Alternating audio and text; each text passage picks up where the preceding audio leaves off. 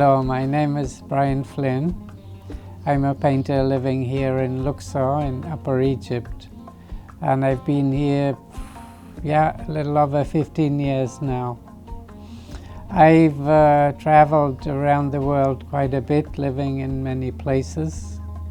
I was in California for 20 years. I've lived in Italy and Holland, France, a little bit in the Orient. So although I'm from England, I haven't lived there. I grew up and went to university there, but then I left, and I've been traveling or moving since.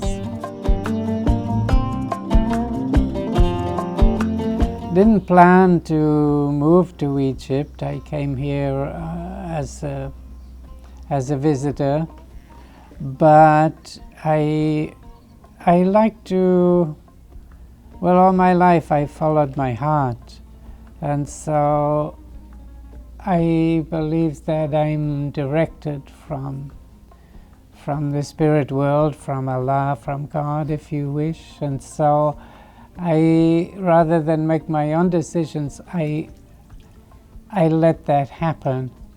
And so when I get a message in my heart, this is the place for you, then that is my place. I understand that's correct. And when I came to Egypt, it was my second visit, but on the first day I was in Cairo, I got this message that I needed to stay here.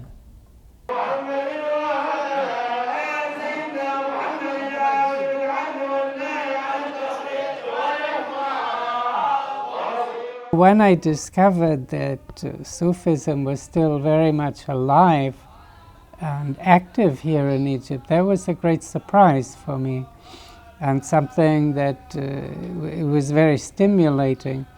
And I got involved very quickly after I discovered that.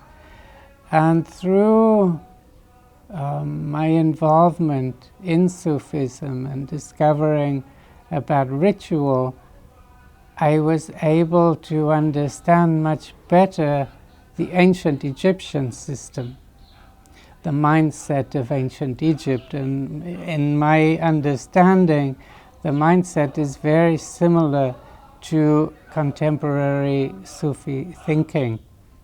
And so by putting the two side by side, they're not the same thing, but the one helps explain the other. And the key to it all for me was ritual.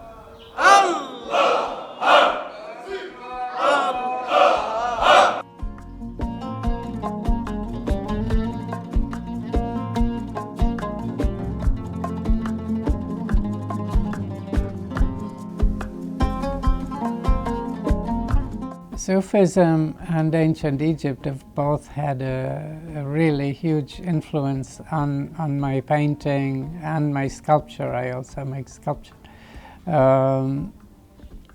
Increasingly, as I've stayed here, because my art is a reflection of my life. It is an expression of who I am. So as my own being and understanding changes, my art changes. And I'm not locked into any particular art form or any technique or style. So my styles change. What I tend to do when I have a new understanding, I start a new series of paintings. For example, about 5-6 years ago, I started a series called The Pearl Fishers, because a friend of mine, one of the artists from the art college in Luxor, said, you know, you love going to the moulids here, the festivals. Why don't you start painting the festivals? And I thought, well, that's a great idea, because I love the festivals and the zikr and the movements and the music. But I felt if I painted literally, it's very boring.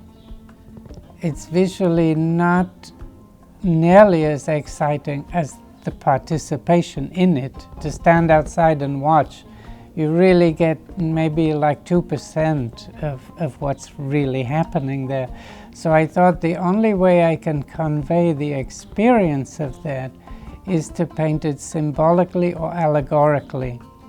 So rather than painting dervishes just dancing in a galabeah, which after 1 minute it's no longer interesting, I transformed them into sometimes half human, half bird, or I transformed them into mermaids and the creatures mythical creatures that live underneath the Nile, beneath the water.